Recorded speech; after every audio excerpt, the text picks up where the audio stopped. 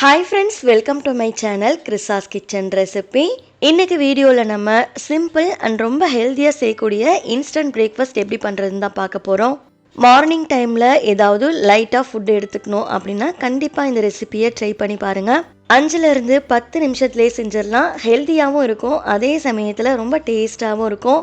இதில் அதிக ப்ரோட்டீன் இருக்குது. இதை நீங்கள் ஈவினிங் ஸ்நாக்ஸாகவும் எடுத்துக்கலாம், குழந்தைங்களோட ஸ்நாக்ஸ் பாக்ஸ்க்கும் கொடுத்து விடலாம். இப்போ வாங்க இந்த இன்ஸ்டன்ட் பிரேக்ஃபாஸ்ட் எப்படி பண்ணுறதுன்னு பார்க்கலாம். இந்த ரெசிபி பண்ணுறதுக்கு நான் இன்னைக்கு மெஷர்மெண்ட் கப்பால் 1 கப் அளவுக்கு வெள்ளை காராமணி எடுத்திருக்கேன். நீங்கள் வீட்டில் இருக்க எந்த கப்பில் வேணாலும் அளவாக எடுத்துக்கோங்க. கிட்டத்தட்ட நான் எடுத்திருக்க குவான்டிட்டி பார்த்தீங்கன்னா 180 கிராமுக்கு காராமணி எடுத்திருக்கேன். இதை ஒரு பவுலில் சேர்த்துட்டு ஒரு 2 டைம் நல்லா வாஷ் பண்ணி எடுத்துகிட்டு வந்துடுங்க. நல்லா வாஷ் பண்ணி எடுத்துகிட்டு வந்ததுக்கப்புறமா இதில் தண்ணி ஊற்றிட்டு 8 மணி நேரம் போல் நல்லா ஊற வச்சுக்கோங்க. இல்லைனா நீங்கள் ஓவர் நைட் ஊற வச்சுக்கோங்க. 8 மணி நேரம் போல் நல்லா ஊறினதுக்கப்புறமா இதை ஓப்பன் பண்ணிக்கோங்க. இப்போது இதில் இருக்க தண்ணியெல்லாம் வடிகட்டிடுங்க. தண்ணியெல்லாம் வடிகட்டினதுக்கப்புறமா இதை நம்ம குக்கரில் சேர்த்துக்கலாம். சேர்த்துட்டு காராமணி முழுகிற அளவுக்கு தண்ணி சேர்த்துக்கோங்க. இது கூடவே 1 டீஸ்பூன் போல் உப்பு சேர்த்துக்கோங்க. இப்போது குக்கரை க்ளோஸ் பண்ணிவிட்டு விசில் போட்டுட்டு அடுப்பை ஹை ஃப்ளேமில் வச்சு 4 விசில் விட்டு எடுத்துக்கோங்க. 4 விசில் வந்ததுக்கப்புறமா ப்ரெஷர் தானாக ரிலீஸ் ஆனதுக்கப்புறம் குக்கர் ஓப்பன் பண்ணிக்கோங்க. காராமணி பார்த்தீங்கன்னா நீங்கள் கையில் எடுத்து நசுக்கி பார்த்தீங்க அப்படின்னா நல்லா சாஃப்டாக வெந்து வந்திருக்கும். நீங்கள் 4 விசில் விட்டுக்கோங்க. ஒரு வேளை வேகலை அப்படின்னா மட்டும் எக்ஸ்ட்ரா ஒரு விசில் விட்டுக்கோங்க. இதில் இருக்க தண்ணியெல்லாம் வடிகட்டிட்டு தனியாக ஒரு பிளேட்டில் இல்லைனா பவுலில் எடுத்து வச்சுக்கோங்க.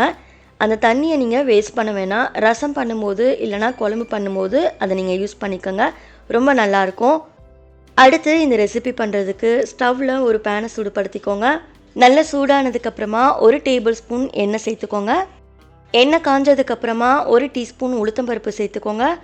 கூடவே 1 டீஸ்பூன் கடலைப்பருப்பு சேர்த்துக்கோங்க. அடுத்து 1/2 டீஸ்பூன் ஜீரகம் சேர்த்துக்கோங்க. கூடவே 1/2 டீஸ்பூன் கடுகு சேர்த்துக்கோங்க. சேர்த்துட்டு இதை நல்லா வறுத்துக்கோங்க.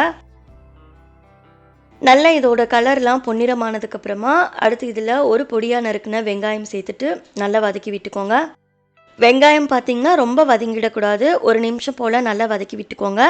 இது வதங்கும் போதே இது கூடவே பார்த்திங்கன்னா 5லேருந்து 6 பல் பூண்டு தட்டிட்டு சேர்த்துக்கோங்க.